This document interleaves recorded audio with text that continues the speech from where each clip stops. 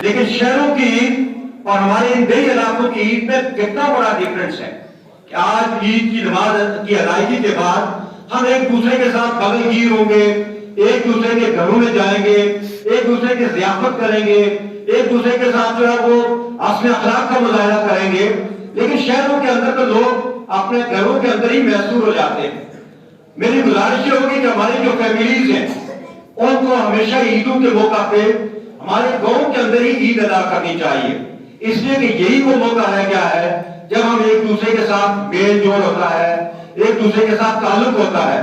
محترم مولانا بیان کر رہے تھے کہ یہ تو اجتماعات ہیں، عید کا اجتماع ہو، جمعے کا اجتماع ہو، یہ اسلام کی تعلیمات ہیں کہ بڑے بڑے اجتماعات ہوں اور ایک دوسرے کے ساتھ لوگ مل جل کر ایک دوسرے کے خبر گیری کریں، ایک دوسرے کے ساتھ تعلق رکھیں.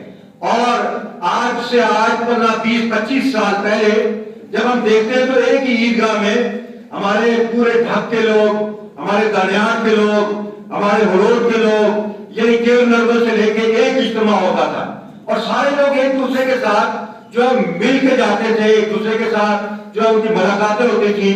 لیکن آہستہ آہستہ جو وقت بڑھ رہا ہے ہم محلوں کی سطح پہ آ گئے.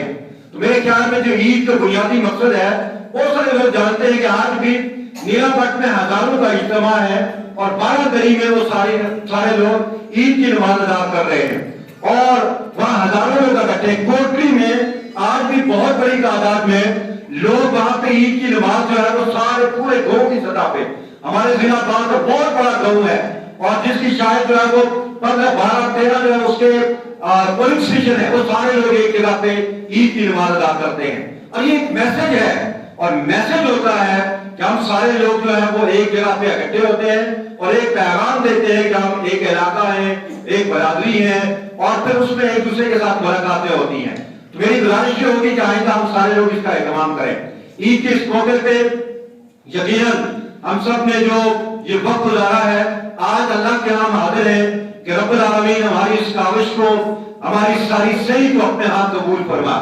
اور اس کے ساتھ ساتھ ہمیں اس بات کا بھی اہتمام کرنا چاہیے کہ رمضان کا ایک مہینہ جو ہم نے گزارا ہے، صبح سے شام تک نمازوں کا اہتمام، اللہ کے احکامات کی بجا آوری اور پھر جس طرح میں نے ذکر کیا کہ ہم بہت کڑوی باتیں بھی لوگوں کی برداشت کی. اور روزے کا بنیادی مقصد آپ تھوڑے لے جائے لیکن مولانا شاید بیان کر رہے تھے کہ اس روزے کا بنیادی مقصد جو ہے وہ اس میں سے ایک یہ ہے کہ روزہ ہمیں صبر سکھاتا ہے، روزہ ہمیں احسان اور قربانی سکھاتا ہے، روزہ ایک دوسرے کی خدمت کرنے کا ایک درس دیتا ہے اور روزے کے جو مقاصد ہیں کہ ہم جو ہے مشکل حالات کو فیس کیسے کریں، کہ سارا درس جو ہے وہ اسلام ہمیں دے رہا ہے اور روزے کے ذریعے سے دے رہا ہے. اور جب ہم ساری اس پروسیس سے گزرے ہیں ہمیں اپنے 11 مہینے اسی طرح سے گزارنے چاہیے جس طرح سے ہم نے رمضان کے اندر گزارے ہیں. ہم دوسروں کا خیال رکھیں، اس بات کا اہتمام کریں کہ آپ کی زبان سے، آپ کے کسی عمل سے کسی دوسرے کو تکلیف نہ پہنچے. یہ بنیادی طور پہ رمضان کا فلسفہ ہے.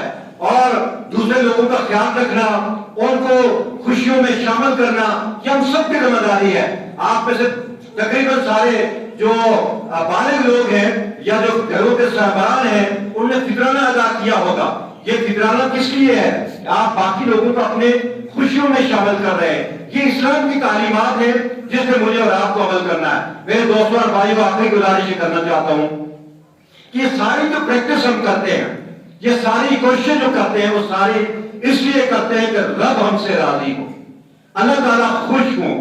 اور اللہ تعالیٰ جس نے یہ پوری کائنات بنائی ہے، جس کے اندر جو کھربوں انسان آئے ہیں اور کھربوں انسان اس دنیا سے چلے گئے ہیں اور مسلسل انسانوں کی آمد کا سلسلہ بھی جاری ہے اور جانے کا یہ سلسلہ بھی جاری ہے. لیکن یہ جو امتحان گاہ ہے، اس میں کامیابی کے لیے اس امتحان گاہ میں اللہ تعالیٰ نے اس لیے بھیجا ہے کہ مسلمان کامیاب ہوں، انسان کامیاب ہوں. اس انسان کے ساتھ اللہ بہت محبت کرتے ہیں. ایک بار سے 70 گنا زیادہ ایک انسان کے ساتھ اللہ تعالیٰ محبت کرتے ہیں. اور اس کو بھیجنے کا مقصد بھی یہ ہے کہ یہ رب کی رضا حاصل کرے، اس رب کی جو نشانیاں ہیں اس کو دیکھیں. کیا یہ جو آسمان ہمارے سامنے ہے یہ رب کی نشانی نہیں ہے؟ یہ جو پوری زمین ہے یہ رب کی نشانی نہیں ہے؟ یہ جو تیز ہوائیں چلتی ہیں، میں اور آپ جتنی جسارت کر لیں، کوشش کر لیں، ان हवाओं को हम नहीं रोक सकते। ये रब के होने की निशानी है, ये इंसान की पैदाइश रब के होने की जो है वो निशानी है। ये किसी को बहुत सेहतमंद रखना और किसी को सेहतमंद न होना ये रब की निशानी है। किसी का बचपन में दुनिया से चला जाना और किसी का 100 साल की उम्र में भी जो है वो जिंदा रहना, ये मेरे रब की उस रुबूबियत की निशानी है और उस कुदरत की निशानी है। उस रब की रजा के लिए हमें जो है वो अपना वक्त गुजारना चाहिए। और नौजवानों से गुजारिश करना चाहता हूँ कि हमारे जो बुजुर्ग इस वक्त भी आज हमारी सफों के अंदर मौजूद है, इनकी बहुत सारी रवायात थी, इनका बहुत सारा कल्चर था। ये एहतराम करते थे अपने बुजुर्गों का जब ये जवान होते थे, ये एक दूसरे का बड़ा ख्याल रखते थे, एक दूसरे का हाथ बनाया करते थे। लेकिन आज वो चीजें मफकूद हो रही हैं, इनसे हम बहुत दूर हो रहे हैं। हमें अपने बुजुर्गों, अपने उन असलाफ की उन चीजों को जो है बरकरार रखने की जरूरत है। हमें उस पूरे सिलसिले को और सिस्टम को दोबारा रिवाइवल करने की जरूरत है। और हमें इस बात का एहतमाम जरूर करना चाहिए कि मेरे नबी मुअज़्ज़म सल्लल्लाहु अलैहि वसल्लम ने ये हदीस है कि अल मुस्लिमु मन सलिम अल मुस्लिमून मिन लिसानिही व यदिही, मुसलमान तो वो है जिसके हाथ और जुबान से दूसरे मुसलमान महफूज रहे। जरा आप जायजा लीजिए कि हम हमारे अमल से, हमारे किरदार से, हमारी गुफ्तगू से, हमारे किसी तर्ज अमल से क्या कोई दूसरा मुसलमान जो है वो तंग तो नहीं होता? अगर तंग होता है तो नबी अकरम सल्लल्लाहु अलैहि वसल्लम की वो वाज़ेह हदीस उलमाए किराम मौजूद है, मैंने बयान की है। इसका लिहाज रखना, इसका ख्याल रखना ये मेरी और आपकी जिम्मेदारी है। हमारे जो बुजुर्ग लोग हैं, मैंने कहा जब ये जवान होते थे तो बुजुर्गों की महफिल में बैठते नहीं थे, बहुत दूर जाकर बैठते थे। जब कोई बुजुर्ग आते थे ये खड़े हो जाया करते थे, बहुत एहतराम किया करते थे, बड़े लोगों की बात सुना करते थे। हमें अपने उन असलाफ की, अपने बुजुर्गों की इन बातों को जो है वो अपनी जिंदगियों के अंदर लाना है। और आखिरी गुजारिश करना चाहता हूँ मेरे दोस्तों और भाइयों, जिस दीन इस्लाम के मैं और आप मानने वाले हैं, जिस रब को और उसके मोहम्मद रसूलुल्लाह सल्लल्लाहु अलैहि वसल्लम को मानने वाले हैं, जिस मोहम्मद रसूलुल्लाह पे वो कुरान नाज़िल हुआ, जिस मोहम्मद रसूलुल्लाह ने एक निजाम लाया, जिस मोहम्मद रसूलुल्लाह को 1,24,000 जो अंबिया इकराम हैं वो अपना इमाम तस्लीम करते हैं। और इस पूरी कायनात का जो तखलीक का मकसद है वो मोहम्मद रसूलुल्लाह सल्लल्लाहु अलैहि वसल्लम की बेशक थी। हम उन्हीं को मानने वाले हैं और उन्हीं के दीन पे चलने वाले हैं। आज उसके उम्मती जो है वो मकबूला कश्मीर के अंदर भी कट रहे हैं और आज गजा के अंदर भी आप देख रहे हैं कि वहां के बच्चों को कैसे शहीद किया जाता है। वहां की औरतों के जो चीथड़े हैं उनको जानवर जो है वहां से उठा उठा कर लेके जाते हैं। वहां पर उन लोगों को पानी पीने का ये मुयस्सर नहीं है। और आज हमारी उस उम्मत पे बहुत बड़ी आजमाइश है। और ये बात मेरे और आपके लिए और जवानों के लिए है कि एक तो उम्र का था कि जब एक औरत की आवाज पे मोहम्मद बिन कासिम जब टेबल पहुंचता था, आज उम्मत के वो नौजवान कहाँ हैं? आज तो हमास के वहां के 30-35 हजार वहां के हमास के नौजवानों ने पूरे मुसलमानों के तरफ से जो है वो कुफारा अदा किया है। और वो लोग अमेरिका और इसराइल के साथ मुकाबला कर रहे हैं। उन लोगों को अपनी दुआओं में याद रखें और ये याद रखें कि ये जो आजमाइशों पे है मकबूला कश्मीर के अंदर है, अल्लाह न करे वो आजमाइश हमारे लिए भी हो। उनके ये दुआएं भी करें और ये कोशिश भी करें जिस तरह हमारे दोस्त और अहबाब उनके ये फंड रेजिंग करते हैं, जिसके पास जितनी इस्तेदाद हो, जब कभी मौका मिले, जब आपके पास थोड़े बहुत पैसे मुयस्सर हो, उनके लिए जो उनकी अदवियात के लिए, उनकी जरूरियात के लिए इस वक्त एहतमाम जरूर करें। यहाँ पे क्योंकि वक्त मुकम्मल हो चुका है, टाइम मुकम्मल हो चुका है, आप सारे हज़रात का बहुत शुक्रिया। आपने मदरसे में, मस्जिद में, बाकी मामला में आपने सपोर्ट किया है।